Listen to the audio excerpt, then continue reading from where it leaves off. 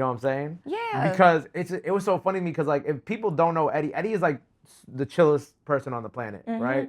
So the fact, I didn't know him, so I didn't know that. right, but like the fact that you waited to run down on him to catch him, Well, I didn't. I ended up not having to do that. but you didn't. Yeah. Well, But- we had a meeting, Yeah. but I ended up not. I was going to. I was going to sit outside and wait for him to just leave to go home and talk to him then. But I ended up not having Which to. is crazy. He by was. the way. Oh, I wasn't playing. It was now or never for me.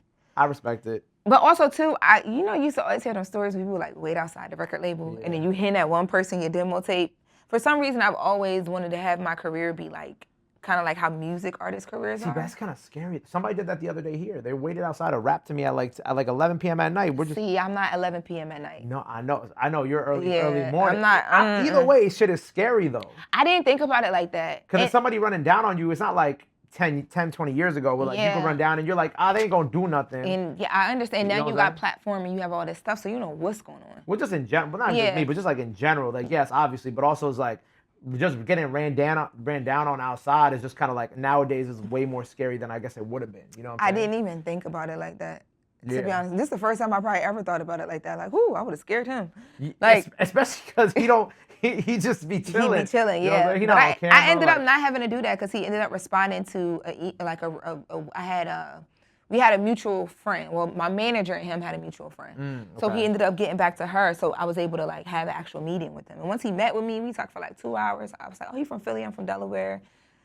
This gonna get me somewhere. I haven't met the guys yet, but this gonna get me somewhere. You already knew the Philly Delaware thing. Yeah, I'm like, oh, when I left, I was like, my mom was sitting out in the car. My mom sat outside in the car the whole time. Really? Got back in the car. My mom was like, how did it go? I was like, oh, he loves me. I'll be on the Breakfast Club in no time. I had no idea Right. whether he liked me or not.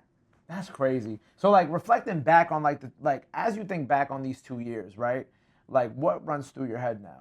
Like just thinking about like the wins, the losses, everything that you've done over these last 2 years. Are you also like living in these moments too? Because I feel like just us talking like we're very similar in the sense of like we just go, we go. Yeah. We don't get to like internalize these like wins or these big moments that we have. Are you internalizing these things? Are you like realizing? Are you living in these moments at all? Or are you just kind of like No, you just keep I going? don't think so. I think I have like quick seconds of that where like I'll be in an interview and I'm like, oh shoot. yeah?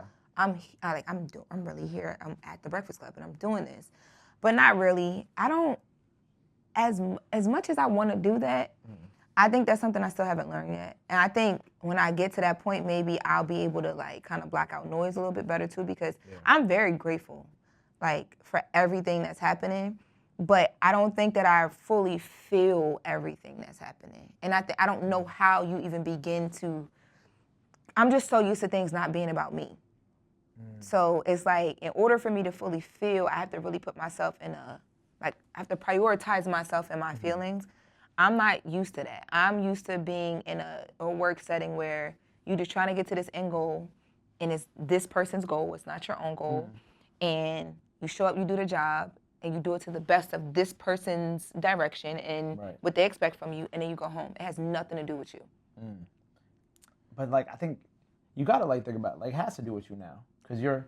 I'm learning that, but that's what you was experiencing in real time today. Like in real time, every day, I'm just like, okay. Because you had mentioned that you thought it was always gonna be somebody famous who was gonna take that seat. You know what I'm saying? Like that was 100%. already famous. Yeah. And then when you got the seat, obviously it comes as Well, like Jess got the seat. Jess got the seat, right? And then eventually you come along and when Jess was on maternity leave, right? Correct? And you're filling in. And then obviously everybody starts taking a liking to you. The events play out how it played out at the beginning of this interview, like we spoke about. It's like, but now I feel like you're in a place now where it's like everybody knows you now. Like you should be able to enjoy that at the same time. What would enjoying that look like?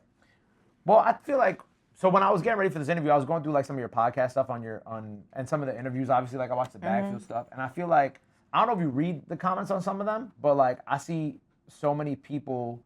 I mean, I don't know how old they are, but like that are in these comments of these interviews that are talking about how much they love you, how much they relate to you, how much they appreciate your journalistic integrity and your ability to like go through these topics that are tough or through these trials and whatnot and deliver information to them in a proper, concise way that they can understand that's digestible and that's like also respectable. You know? Yeah, I mean, of course, and I'm outside a lot. Like You are outside. I'm not like in the clubs and all that as much anymore because I be with my man. But I'm outside a lot in the sense of like I do host parties, events. I run around with Envy for the HBCU stuff a lot. I love speaking at stuff. I like people. I like live audience stuff. Yeah. So I hear it and I see it in real time. But I don't know if I begin to enjoy it only because one of the biggest things that I've been telling myself every day since everything has took off the way it did, I don't want to get so comfortable not even comfortable. I just don't want to I don't want my head to blow up to the point where it's just like, all right, all the lighting off, where are my sunglasses?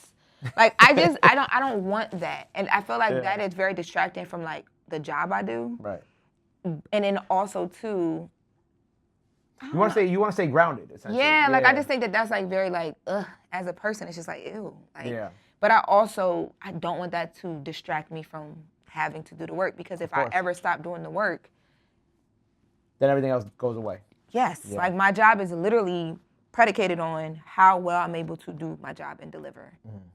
And that's literally what you were experiencing today. It's like the battle of you're here, it's gonna be okay. Yeah. Today's a day, but also, and you should enjoy it because at least you're in the space where like you're learning in front of people. Right. And I've always said like I don't really understand because I'm heavy on like my faith in God. And I remember talking to he's a youth pastor at my church, Jerome Lewis Jr., who's also a friend of mine. But I remember talking to him during all of the like guest hosting stuff, and I was like, I don't really understand how this is like, what I'm doing right now and me learning how to enjoy the moment, how is that like a testimony to people? Like, how am I helping somebody or helping someone's life by doing that? Is this am I running a pointless race?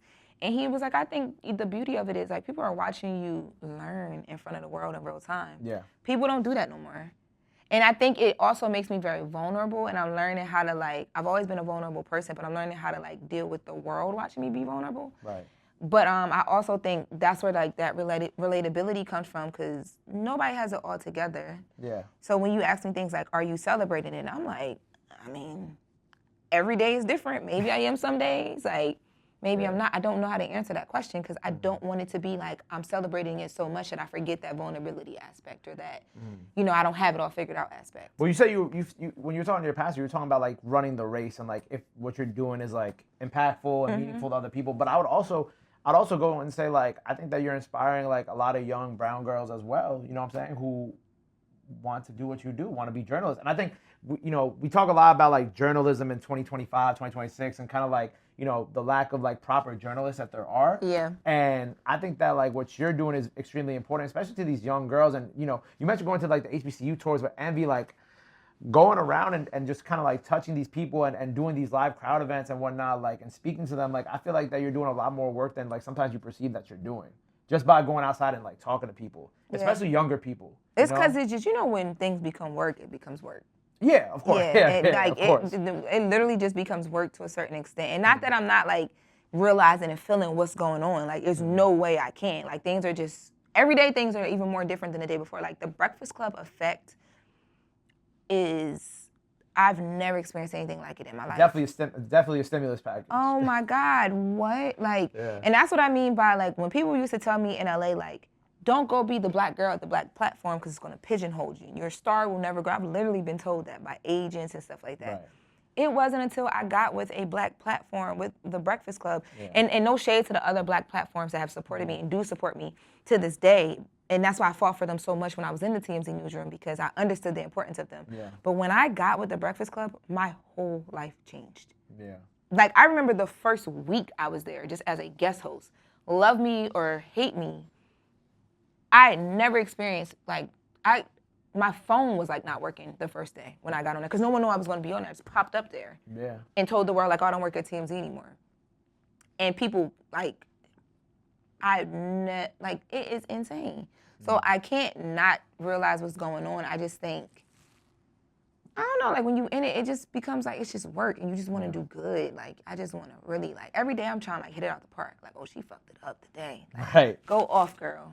I think, it's crazy. You were talking about even that first week. I remember like we were doing my radio show because my radio show's on Friday nights, and we were just chilling, eating, and we were just talking about Breakfast Club.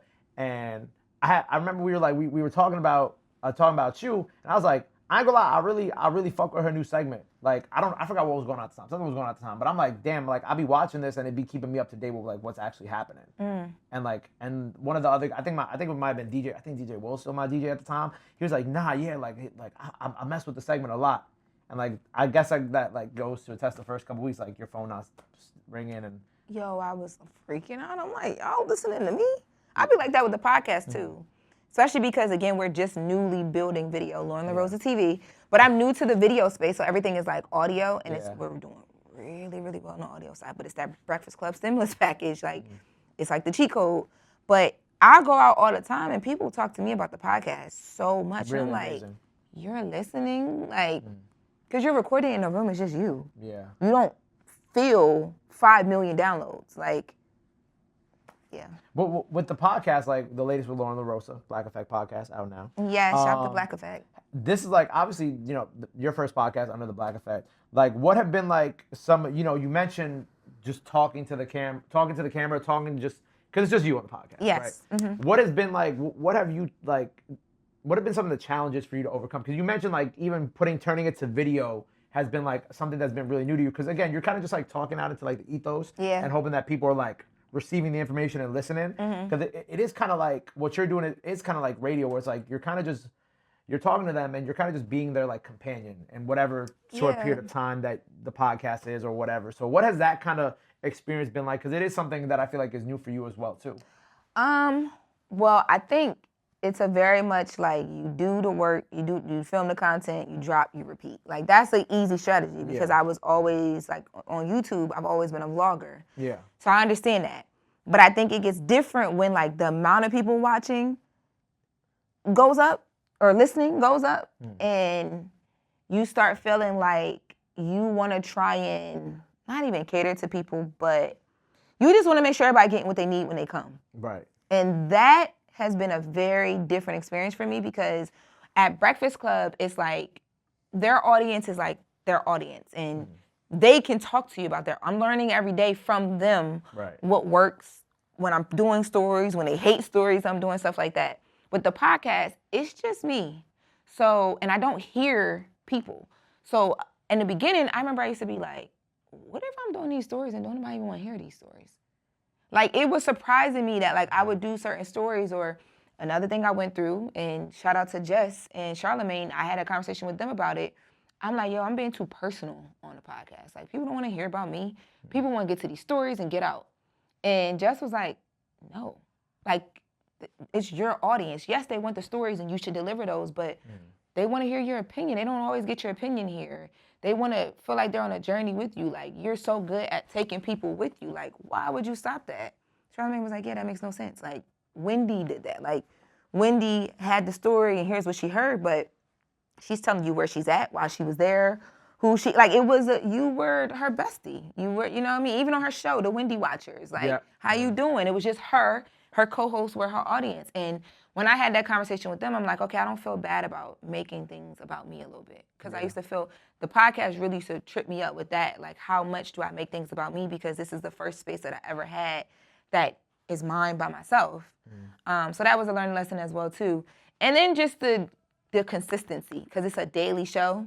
So now I'm to the point where I don't care where I'm at. We'll bust out a mic right here and record a podcast episode, even if it's just audio, because I got to get something up and I got to get something going.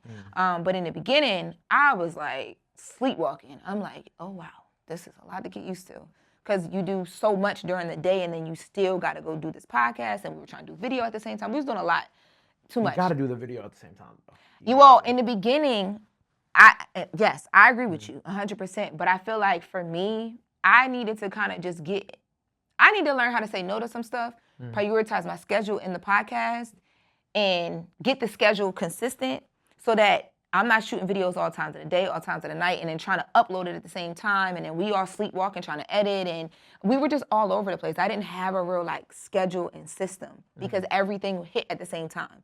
It was like Breakfast Club, then everything with Jess, then the podcast, then because everything was exploding, people were like, BET's like, hey, come do BET Talks. I'm there until 8, 9 o'clock. Yeah. It was just a lot happening. And I had to learn, like, yo, your podcast is not like a side gig. Yeah. Like, you have the opportunity to really run it up, get you a schedule. So I used only doing audio to really get a schedule. And then learn what I needed in a space as well. And then now we got the space, we got the video. So I do my uploads. And I'm just kind of like step by step. And even though you know so much going into it because we grew up content. Right, yeah. Like we grew up on the internet. So you know it's really easy math, but the business behind it of like now you got other people you got to incorporate like editors and stuff like that. So they need clockwork a bit until they can learn you enough to, when you're not clockwork, it doesn't like scare them or doesn't frazzle them where they can't do their job. Yeah. I had to get that down pat first. Yeah, that's, I think, is like the toughest part is like just finding the routine. Yes. 'Cause even with this podcast, we're still finding the routine of getting everything done and a week-to-week schedule and all that, all that fun stuff. 100%. Wait, what's a day in the life for Loren then? Because you talked about your schedule, right? And trying to fit everything in while also prioritizing your mental health. Like, what is like your day? Like, what time does your day start? My day starts around 3:30, 4 a.m. Jesus, that's when I go to sleep. You know what's crazy? I'm a night person, but I always keep having like morning jobs because TMZ will wake up early too because TMZ, they work off of the East Coast schedule. Right, yeah. So like 9 a.m. is like 6 a.m. for them. Yeah. So I wake up around that time. At that time, I'm up, but I'm not like up yet. So like I'll pray, thank God for waking me up, all those things. And then I get on my phones, I see what's trending. Like, because throughout the day, I'm sending stories to like a chat with like the producers. Yeah. So I can like make sure I like bookmark. That's why I wrote down that story before I forgot it. Right. Because like here's everything I know I need to focus on, I need to dig more on, or just I can talk about it surface level just because it's big enough to do that. So I'll go back through like trending. So I'm looking on Google Trends, I'm looking on X, I'm just looking across like different .coms that I watch just to see if anything new happened or if there's any new story. And then I'll figure out like, okay, what does my first maybe 2 hours look like? So like my first segment is at 6:50, my second one is at 7:50. So then I'll start thinking about that. And then I might be thinking in my first segment, what am I gonna pitch? Like, what's my like tease that's gonna get the people into that first segment? So I'm thinking about all of that while I'm getting dressed. And then I get dressed, head out the crib, I get to the Breakfast Club. Show's live at 6 a.m., but I'm not full show. I only come in for my feature, which is my segment, The Latest with Loren Lorosa. Yeah. So while they're starting full show, I'm listening to the show just because in case they need anything, like I like to, if they need something, I'm gonna hop in. Yeah. So I'm listening to the show and just to know what's going on while working with the producers to prepare audio, all that. So I'm at the Breakfast Club. If we have interviews, so probably like 12, sometimes 12:30, we have a producer meeting and then I'm out. I go shoot my podcast, whatever is left over from the day that I didn't touch on the Breakfast Club, or sometimes there will be things that I think is really, really interesting, but I'm like, there's so many other things that fit Breakfast Club's room better, but this is a great conversation to have on the podcast. Or it might be good both, but it's stronger on the podcast and I can flesh it out better by myself than in the room with everybody, you know what I mean? Whatever. So I'm then driving to the podcast, and in my mind, I'm figuring out, like, what didn't we touch? If there's news breaking, am I going to get into it breaking right now on the podcast? Or am I going to hold that for Breakfast Club? Like, then I shoot the podcast. That probably takes me about maybe an hour max. I can really shoot it in 30 minutes because I come prepared, and it's literally just, like, quick bites. But we give ourselves an hour for that. After that, I go home and I'm back working on stories again. Or like I'm working with like my team on like maybe we have like some brand stuff I'm supposed to post. Cause like I've been doing a lot of brand collabs on like Instagram and stuff like that, or TikTok, X, wherever. But I'm back, like when I leave here, I call it my newsroom hours. So I'm reaching out on stories as much as I can. Some days I don't get to reach out as much because I have so much other things that's happening. But I'll try and like, even if I can't reach out or if I am reaching out and I don't get an exclusive, I'll try and just like watch an interview. So if an interview's 2 hours, I want to watch the full 2 hours.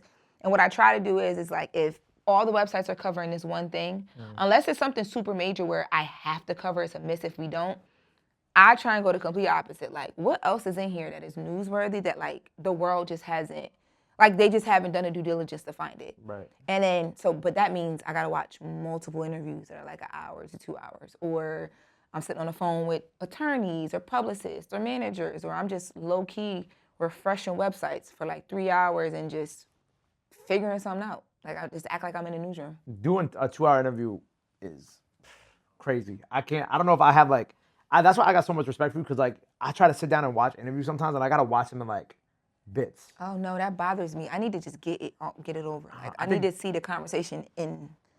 I think my attention span is just shot. I think that's really what it is. Yeah, it also too depends, because if you're interested in it, yeah, then you could. I mean, also that too, yeah. Yeah, if you're interested in the conversation's good, but I've watched things where I might not be interested, but I know maybe someone in the room might be. But I don't know. I just don't like not knowing things. I get really nervous if like I'm going in to do the segment and we're talking about an interview that I didn't watch in full.